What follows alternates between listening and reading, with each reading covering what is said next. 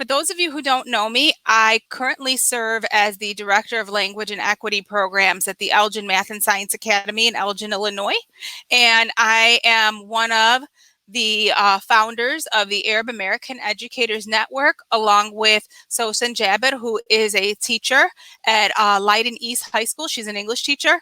And Nina Shoman Jajani, who is a dean at Moraine Valley. And also Abir Shamawi, who is a curriculum resource teacher for the Baltimore County Schools. And we are working together in order to cultivate and enrich a network of Arab American teachers within our country.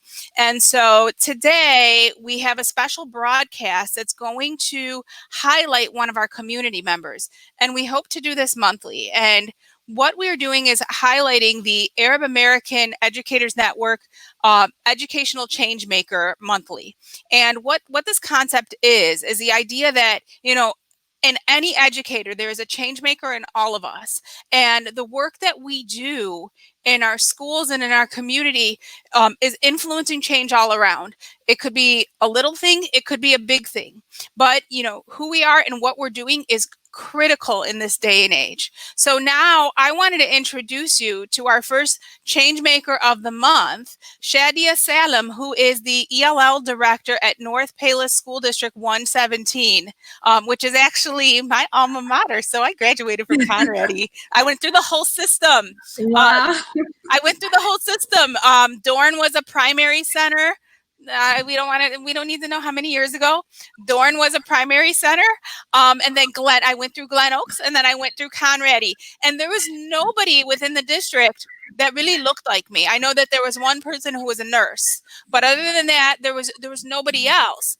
And so it is critical, you know, in this generation to see somebody, Shadia, like you, who is in our district as a decision maker. Okay, so Shadia, can you tell us a little bit about yourself right now? Absolutely, yes. But first off, I just wanted to thank you. I wanted to thank you for inviting me today. And what an honor it is. I'm so grateful to be part of this community. The Arab American Educators is just a wonderful organization that you've set up. It's amplifying voices and creating safe spaces to share and learn from one another. So thank you again for organizing this. Thank you, Shadia. Thank you for being here tonight. As you've stated, I am a director of English learning, but prior to that, you know, I've been in the district for 10 years. Prior to that, I was an Arabic bilingual teacher. I spent 5 years teaching first grade Arabic bilingual students, and then I went on to teach second through fourth grade. Then I transitioned into a position titled the Technology Instruction Coordinator. And that position is very unique as it provides professional development on best practices for technology integration, but also has a piece where you're analyzing and compiling student achievement data and really discussing that data with all stakeholders. So after 2 years in that position, I'm currently serving as a director, and this is my second year in the position. And like I said, having come from that district as a child and growing up, I didn't really see people that did look like me. And so I'm thrilled to see you in this role. Can you tell us, what are you doing to help students who have a background like your own? Yeah, so my father immigrated to the U.S. alone in the 70s from Palestine. So that would make me first generation Arab American. It's interesting because I was able to live with the experience of having immigrant parents and observing and sharing their perspective. But then as I was growing up as an Arab American, swerving between two languages and two cultures and not having the same challenges as my parents had or needing the same supports as my parents needed, I think I'm able to really relate to a lot of students who share my background, and I'm also able to relate to a lot of students who share my parents' background. So I could say that I'm fortunate enough to work in a district which has changed since then, and it's a wonderful Arabic bilingual, it has a wonderful Arabic bilingual teachers, from teachers who serve English learners to teachers who are general education teachers that share backgrounds of some of the students in our district. So having them present, helps the students identify with themselves. It's representation for these students, reduces stereotypes, and helps them with visualizing their futures. So we support our students by, supporting their parents and supporting their education, how to navigate school systems, providing resources that are either bilingual resources or culturally relevant resources for these students in being able to see themselves represented, as well as to continue to set high expectations for all of the students.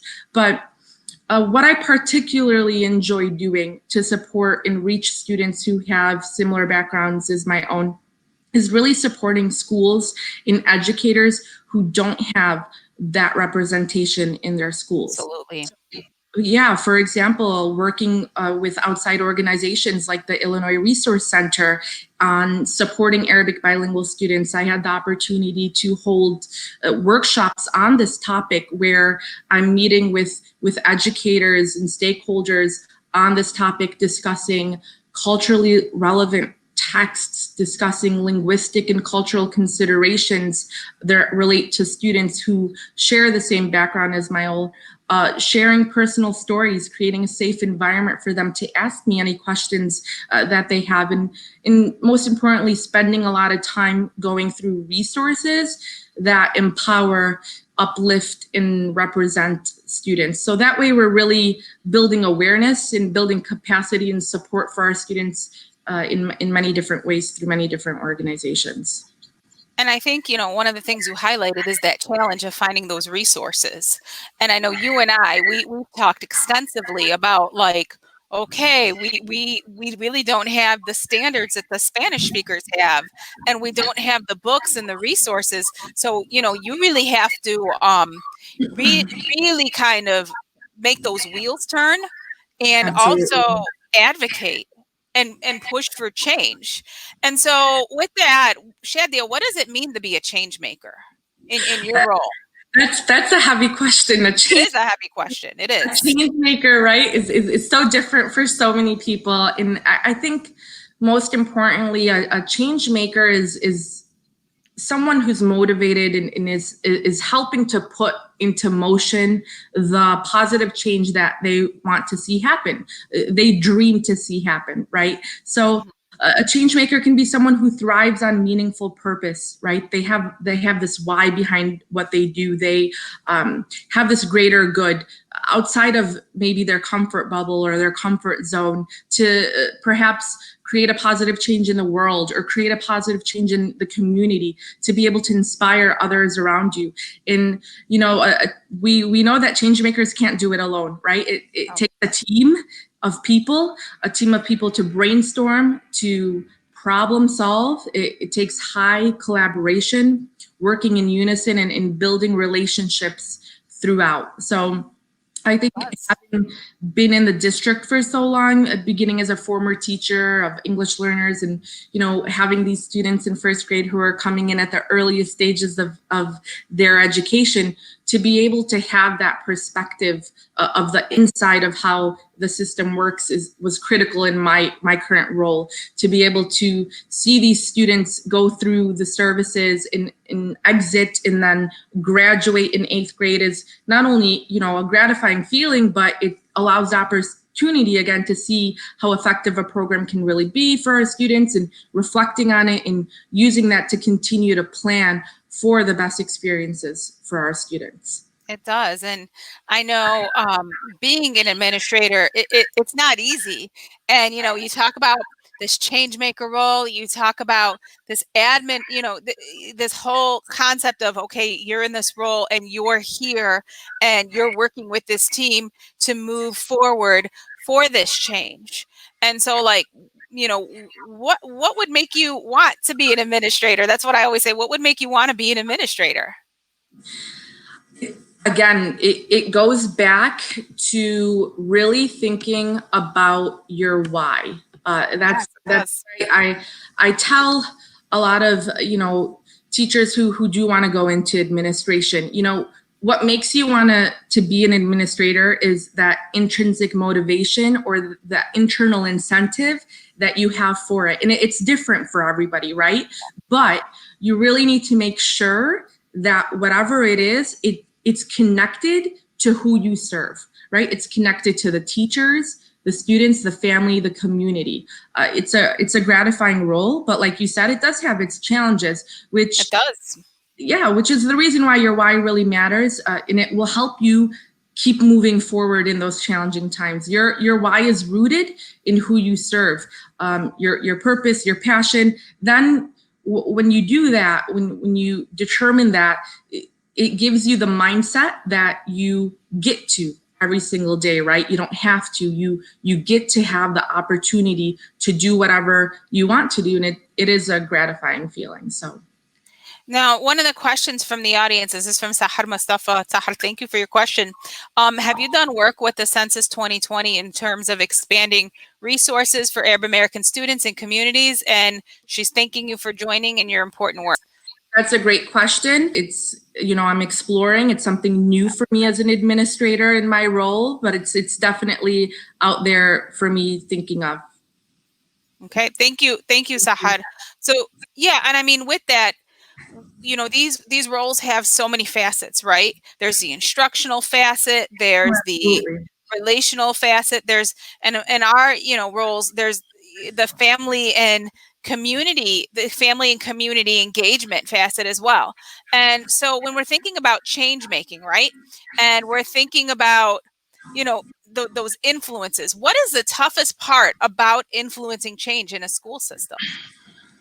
All right. The toughest part about influencing change in a school system, especially as a new administrator, is I do believe it's maintaining your patience in order to be able to see the change. So, we talk about structural change, we talk about educational change, and then there's this cultural change, for example. It could be cultural change that represents deeply held assumptions about what's right.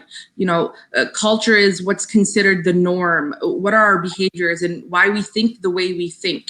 So as you know, culture does spread it has roots and has far-reaching influence. So in order to see an impact on culture, we need to continue to hold on. We need to continue to rebuild and build and develop relationships, build awareness, and understand that it takes time. So it takes trial and error. It's going to take getting to know and understand others' perspectives, listening, diving deeper with questions, and knowing that one day, you're going to hear something, you're going to see something of positive growth and think, wow, when did that happen? And understand that it happened over time. And so I think one personal, story about cultural change, I think in education that I'd like to share is just the recent awareness on representation of children in literature, right? In the current face of children's literature now that we see, and how important it is that we see from research that for children's social and emotional development to see themselves in this literature, to see themselves in the curriculum. So just one day, early on in my teaching career, I crossed paths with a children's book. And I'm sure all of you have heard of this. It's called Sitti's Secret. And it's called My Grandma's Secret by Naomi Shihab. And if you don't know about this book, it's a beautiful book about families and love across a distance. And it's about a main character, an Arab American girl who travels to visit her grandmother in Palestine. And when I read that book to myself as a teacher later on, right, as an adult, I just immersed myself into this main character. I identified with her. I fell in love with the authentic illustrations, if you ever opened up the book, and how relevant her story was to mine when I was a child, since I travel there every summer. And as I sat there, I turned the page just to look at the publication date, right? Like, when did this, how did I just get my hands on this? When did it come out? And the saddest part of that was seeing 1994, right? The book was published in 1994, and it took so long to find out about this book. Had I known earlier, had a teacher when I was in first grade then, right?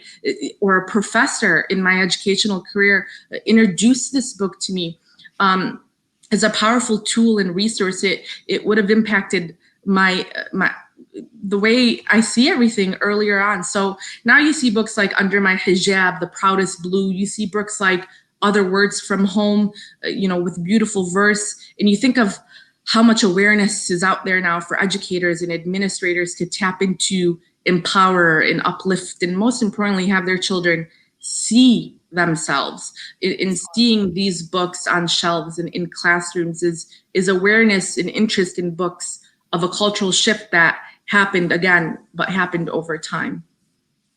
Absolutely. I know that there's a question from the audience. What advice would Shadia give to teachers who are new to the bilingual field in education? Yeah, that's a great question.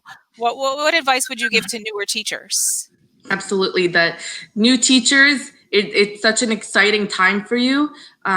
It's a time for you to again dive into the role and get to know, your colleagues and get to know your students.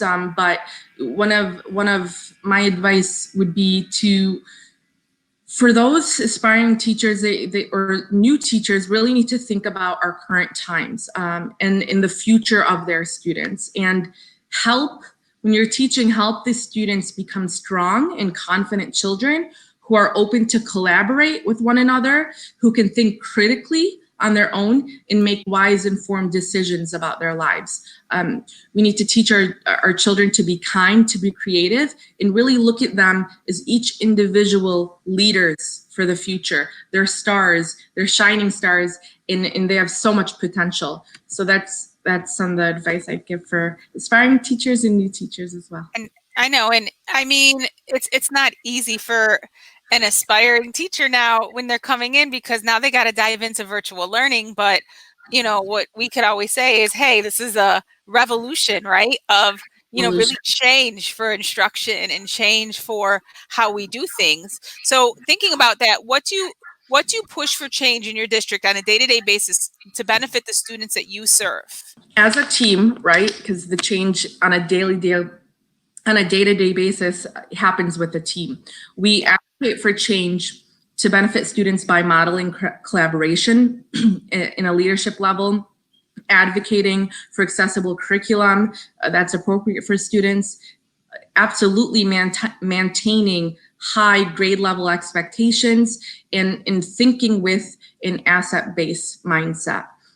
One major goal is co-teaching. It's definitely an initiative that serves all of our students immensely, as it allows for an inclusive teaching model that sets the vantage point for their lifelong success. So those are just some of the things we really push for as a team on a day-to-day basis. And that co-teaching is critical for equity. Absolutely. It is, because when the students are in the classroom with their gen ed peers, they are getting that same content, and they are learning together as a group. So Sahar has a question. What has been the biggest pushback from your school district faculty, and what has been a recent success that you're proud of? So I'm fortunate enough to work with staff on very collaborative staff that we brainstorm together, and the goals are developed together, and it's collaborative, and we seek insight. And so one of the things I'm really proud of is the way our staff and district handled the current situation we have with distance learning. It was definitely challenging for everyone. And I think every single staff member stepped up beyond ways that I could even imagine, from your administrative team, your teachers, your paraprofessionals, being able to, and here are just some examples, translate things for parents, record things in the native language for parents, offer resources, and be on the phone with them and contact them, helping them set up their technology. And especially for these newcomer students, going through the whole system and process with them was just something I'm extremely proud of, with being part of that team that really made this happen. They really did make it happen. Yeah, and I think that was, critical in the pandemic with these multilingual teams. They really they really went above and beyond. And, you know, thinking about working with teams like that, what is the most gratifying part of what you do? The most gratifying part of what I do, which is it's gonna sound cheesy, but really it happens, and when it happens, I just get so excited about it. I feel so good about it. Is just seeing again, I've been in the district as a teacher and now administrator, and I see my students and I see their parents and their siblings throughout my journey there, and just seeing them and talking to them later on, who, there are now 7th, 8th graders, is the most gratifying part of what I do. Once I was sitting in a board meeting, and there was a segment on awarding our students in math, and the next name that was called was a familiar name to me. It was a name of a former bilingual first grade student that I taught, who's now obviously a lot older. He was announced winning a big award for his achievement.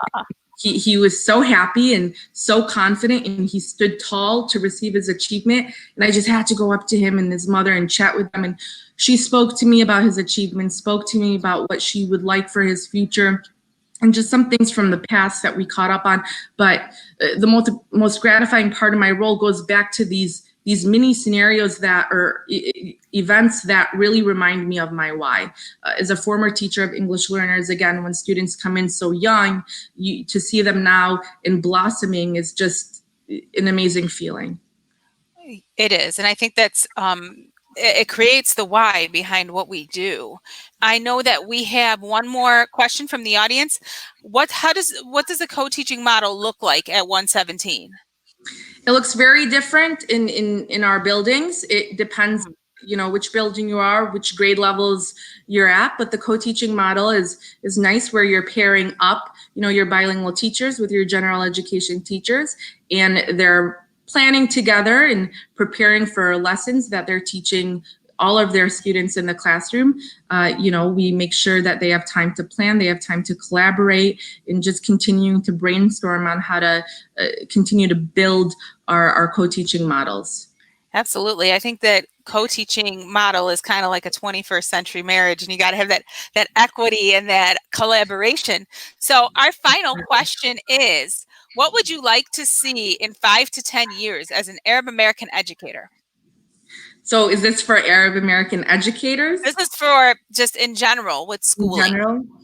In general, I would like to see us continue to share our experiences, to continue to uplift one another, build the community, to, again, like your organization is doing, amplify your voices, create safe spaces like this with one another, partner up, talk about, things that are currently happening, and how to continue planning for just being able to, again, build awareness on, students that share the same backgrounds as us, build, the learning, share with all audiences from all diverse backgrounds, and just to continue being, strong about it and confident about it, in being available to answer all the questions that people, might be afraid to ask.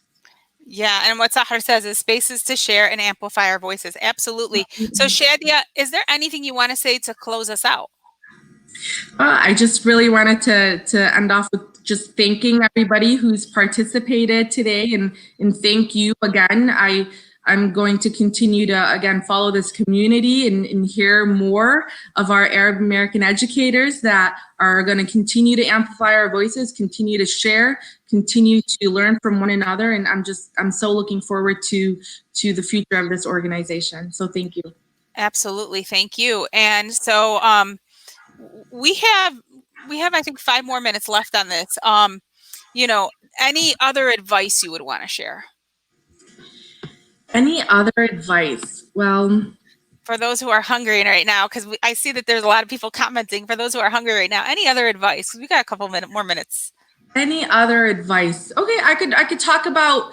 I know, we had conversations on, when you're doing amazing change work and you have a family, what do you do to keep the balance, right?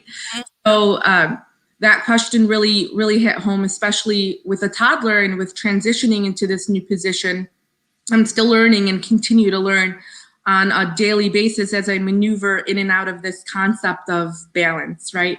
In keeping balance, and everything requires sacrifice, but one thing that really helps maintain or keep the balance is trying to, again, maintain that mindset of that you don't have to, that you were given this opportunity, you were given this platform to influence people, to learn from people, to share from people. And so when you have this mindset from the moment you wake up to, I get to make breakfast for my family, or I get to have coffee, with my family, get to share ideas and talk with my colleagues, or I get to go home and continue on with my day, not, I have to mentality. It definitely puts this energy in you and this internal motivation in you to try your best to balance and not make the sacrifices that you don't want to make. So there's this book that I'm currently rereading, and I love it. I'd like to share it with you all. It's so practical, so real, and just a very quick read by Marie Kondo, if you've heard of her. It's called Joy at Work. And she talks about how your work and your life are the sum of your choices. In that prioritizing what's most important for you will lead you to a better balance. And so she talks about visualizing your ideal day and cherish the things that spark joy for you. So these contribute kind of to that intrinsic drive to continue to maintain that balance. Absolutely. Absolutely. And I think like sometimes as change makers, we want to do so much, right? We want to do so much. And I've been in that situation where I'm working on something and I find myself awake until 2:00 in the morning. I'm like, oh, there went all the time. And I should have slept so that I can wake up and get breakfast for the family and sit with the kids. And so it is really difficult sometimes, and one of the things that you brought up that I want to emphasize is that change making, it doesn't happen overnight, right? You need to have patience. You need to have, that mindset that, I'm going to go from this point, then I'm going to go from this point, then I'm going to go from this point. Otherwise, you can really find yourself burning out and becoming exhausted. And I think that that's some really critical advice to give to our followers. So thank you, Shadia. Again, thank you for giving us your time tonight. I know you are a busy person. You've got a little one. You've got a lot going on, and shukran, shukran, shukran. I want to appreciate.